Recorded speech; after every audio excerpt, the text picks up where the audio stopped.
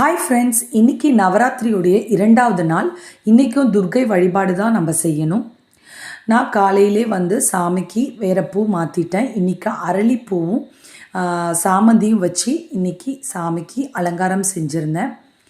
காலையில் குளிச்சுட்டு வந்ததுமே இந்த பானையில் விளக்கு ஏற்றிடணும். அதுக்கப்புறம் காலையிலே பாலும் பழமும் வச்சு நாம் படைச்சிடணும்.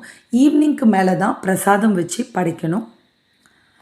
எப்பயுமே இந்த அம்மா சாம்பிராணி வாசக்காரி. அதனால் எப்பயுமே சாம்பிராணி ஊதுபத்தி அம்மன் கிட்ட ஏற்றி வைக்கிறது ரொம்பவே நல்லது. இந்த 9 நாளும் அம்மனுக்கு பிடித்த பிரசாதங்களும் அம்மனுக்கு அலங்காரங்களும் நம்ம செஞ்சுட்டு வரணும். இன்றைக்கான பிரசாதம் என்ன செய்யணும்னு பார்த்திங்கன்னா, புளி சாதம் தான் செஞ்சுருந்தேன். புளி சாதம் அது கூட பார்த்திங்கன்னா வெள்ளைக்கடலை, கொண்டக்கடலை இருக்கு இல்லையா, அந்த வெள்ளைக்கடலை தான் இன்றைக்கி செஞ்சுருந்தேன். 9 நாளும் 9 நவதானியங்களும் நீங்கள் செஞ்சு படைங்க, அது ரொம்பவே நல்லது.